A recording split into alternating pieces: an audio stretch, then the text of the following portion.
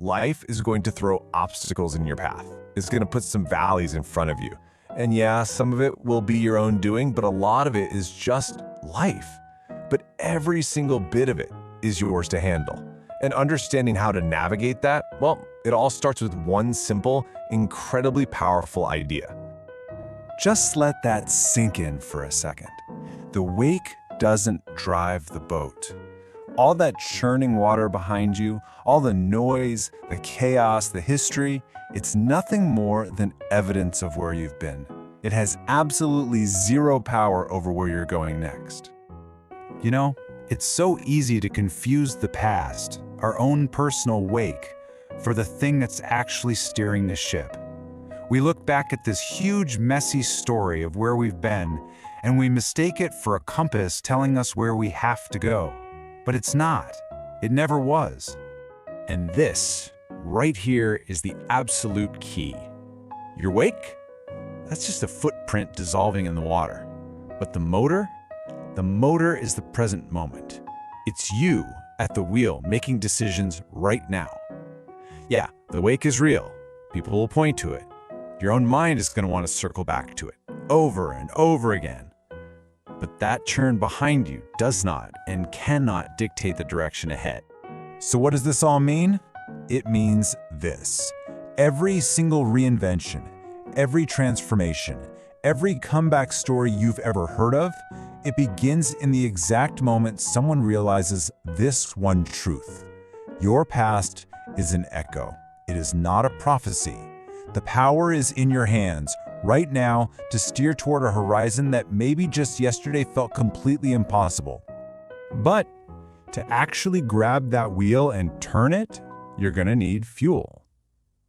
And the first, most essential currency for any journey forward is belief. It's the one thing you absolutely have to get started. It is the non-negotiable starting point for everything else that follows. Now, belief isn't some magic wand. It's not a guarantee you're gonna reach the mountaintop. But what it does is profound. It takes the probability of your success from an absolute zero all the way up to, well, let's just see how badly you want it. A lack of belief, though, that's a 100% guarantee you will never even start the engine. You hear that? That's the voice, the one that holds us all back. That internal whisper of doubt. It's the very same question a man asked himself for years. See, he dreamed of running a marathon, but every single time he even thought about it, that little voice would creep in. A marathon? Come on, that's for other people. That ain't you. And you know how his journey began? Not with some huge dramatic announcement, just a quiet little commitment to himself. I don't have to finish today, but I do have to start. That first mile he ran, that's what made the dream real. Then it was 2 miles, then 10. Every step built on the one before it, all of it fueled by that one little flicker of belief. He crossed that finish line, not because he was the fastest or the strongest, but because one day he just decided to believe, and that belief was the permission he needed to finally begin. Okay, but here's the thing. Belief by itself, it's fragile. Once you have it, you have to protect it, because the world will test it. And for that, you're gonna need a different tool. You need conviction. This is your shield. This is the ground you refuse to give up. Picture this. It's 480 BC. A massive Persian army is invading Greece. King Xerxes, standing before this tiny force of Spartans at Thermopylae, he makes a simple demand. Lay down your weapons, surrender. You'll be free to go. The odds were impossible. I mean, the ground beneath them was probably shaking. And the Spartan reply? It's been echoing for thousands of years. Molon Labe, come and take them. It was their way of saying, the only way we are laying these weapons down is if you pry them from our cold, dead hands. That is conviction. So what's your invading army? That force from history. It represents so much in our own lives, doesn't it? It's those tough circumstances that tell you you're powerless. It's the pushback you get against your core values, the pressure to just conform, and that constant nagging temptation to retreat because it's just easier than standing your ground. And Emerson, man, he just nailed it. The world will constantly try to mold you, to make you into something else. And it often does it so slowly you don't even notice it's happening.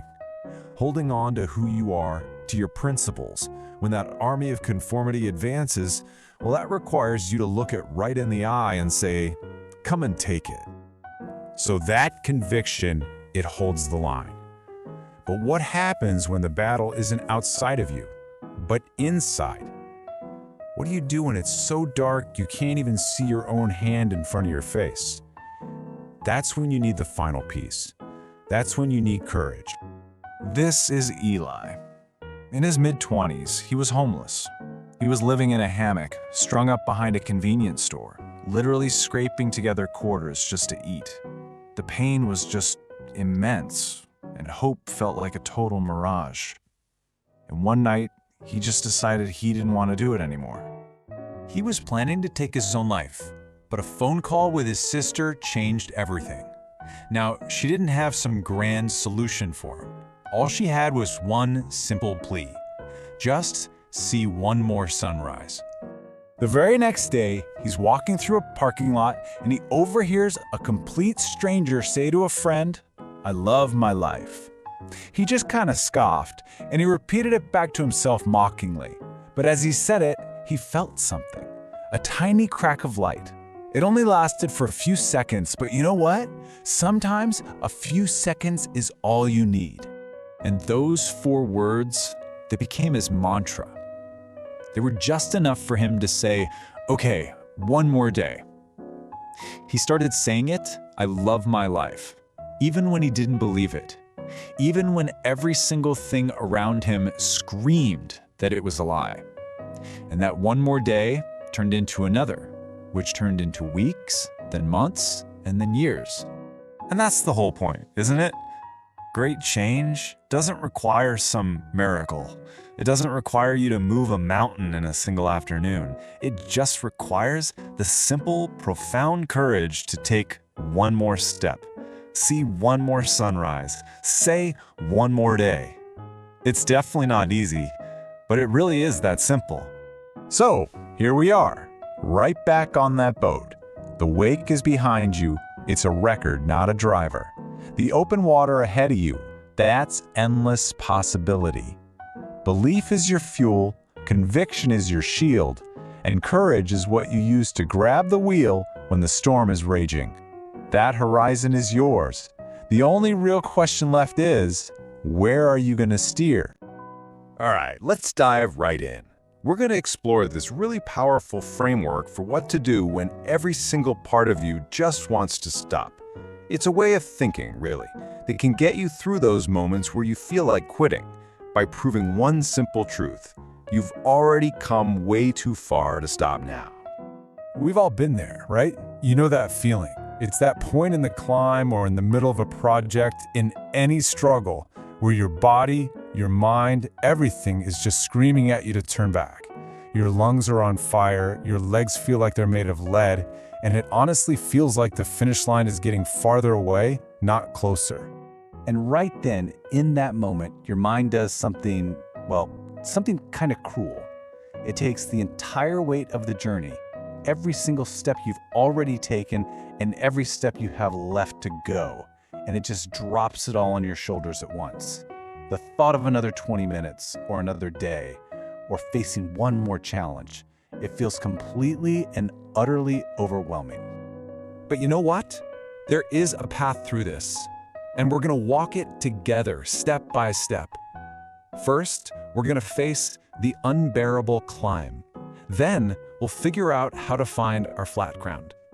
After that, we'll uncover the real purpose of the depths, learn how to move our one single rock, redraw our own inner walls, and finally, we'll learn the secret to just lighting the very next step. So, let's start at the beginning, understanding what this struggle actually is. Because this isn't just about being tired, it's a huge psychological barrier that every single one of us has to face at some point. This quote just nails that feeling perfectly. It comes from a story about running up a mountain, and that third climb is the toughest one. You're already past the halfway point, you're totally exhausted, but the end is still nowhere in sight. And the thought of just continuing feels impossible. That feeling right there is the peak of the unbearable climb. Okay, but here's where everything changes. Right when that climb feels like it's gonna last forever, a completely different reality shows up. And this is the secret weapon for endurance. It's the one concept that can completely change the game. You know, this is the lie your mind screams at you when you're in pain. It tries to convince you that the misery you feel right now is permanent, but it's just not true. It's a trick, an illusion created by exhaustion. The real truth is, the climb always has breaks. And the solution is this amazing idea called the reprieve. Think of it like an aid station in an ultramarathon, right? Those runners, they're not thinking about all 100 miles. No way. They're just focused on making it to the next station, where they can catch their breath and regroup. Those little stretches of flat ground are all you need to hit the reset button. And this right here, this is the fundamental belief you have to hold on to. A break isn't just a possibility, it's an inevitability. It's coming. So your job isn't to conquer the entire mountain in one go. It's just to make it to the next patch of flat ground. Trust me, it's there waiting for you. Okay, so we know a break is coming. That's great. But what's the point of the hard part anyway? Why do we even have to go through the struggle? Well, this next part reframes that whole idea of adversity. It's not an obstacle, it's actually a necessary transformation. I love this visual because it captures the idea perfectly. The struggle. It's like a dive deep below the surface. It's the cocoon that separates the person you used to be from the person you're about to become. Life rarely gives you something amazing without taking something first. And it's in these depths where we build the strength for our highest climbs. And this is where we reframe that struggle into a gift.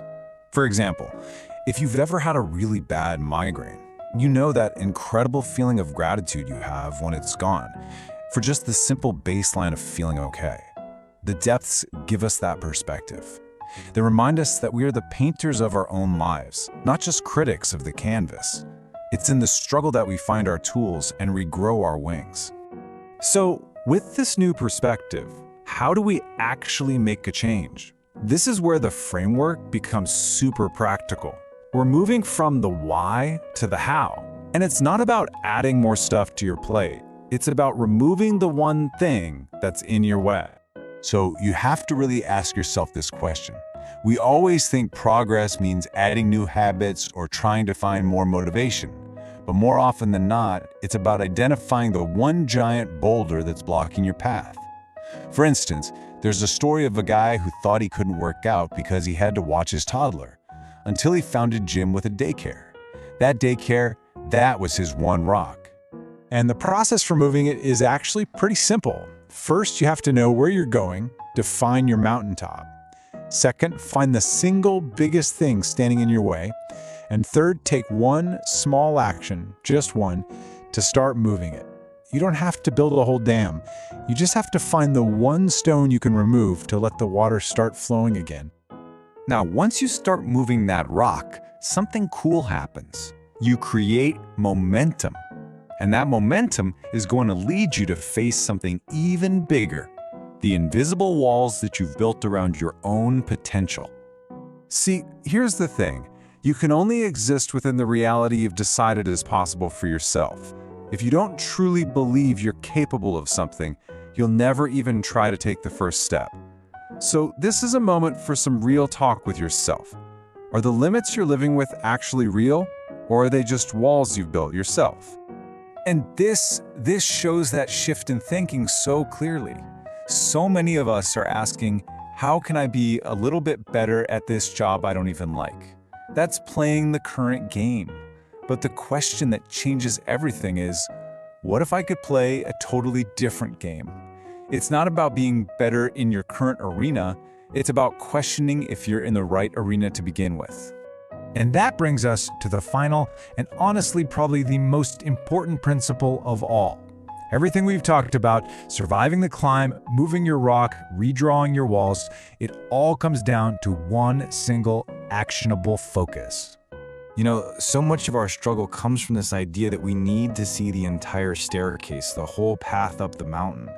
We get paralyzed because the end goal feels so far away. But here's the secret. You don't need to see the destination. You just have to trust that you have enough light for the very next step. Imagine walking in total darkness with just a small headlamp. It probably only lights up, what, 10 feet in front of you? Is that enough light to get you home? Yeah, absolutely. The journey isn't conquered in one giant leap. It's built one small, manageable, illuminated step at a time. So that's what it all comes down to, this one final truth. Progress isn't about having all the answers. It's about having the courage to move forward without them. The only real way to lose is to stand still because you're scared you can't see the finish line. Life is a game of momentum. You have just enough light for the step that's right in front of you. So the only question left is, are you gonna take it? You know, there are these moments in life that they draw a line in the sand, a point of no return. But we so often get it wrong. We mistake the end of something for the end. What if the day you finally truly say, I've had enough? What if that isn't an ending at all? What if that's the exact moment everything really, truly begins? This idea, from the incredible thinker Jim Rohn, it's the whole foundation for what we're talking about today. See, it recognizes that real change doesn't start with a spreadsheet or a New Year's resolution. No, it starts with a feeling, a deep, gut-level decision that says this is no longer acceptable. This isn't about you being at the end of your rope. It's about you finally starting your climb. So what is this enough moment? What does it feel like? Well, it's a really powerful emotion, something the source material calls productive disgust. And believe it or not, it all starts with a story about a box of Girl Scout cookies.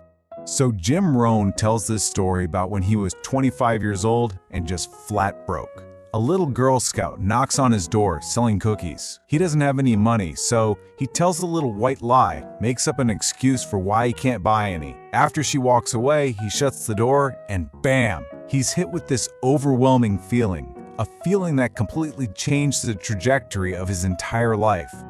Now, the type of feeling here is absolutely crucial. It wasn't shame, it wasn't self-pity, those emotions that just paralyze you. It was disgust. But not disgust with himself. It was disgust with his circumstances.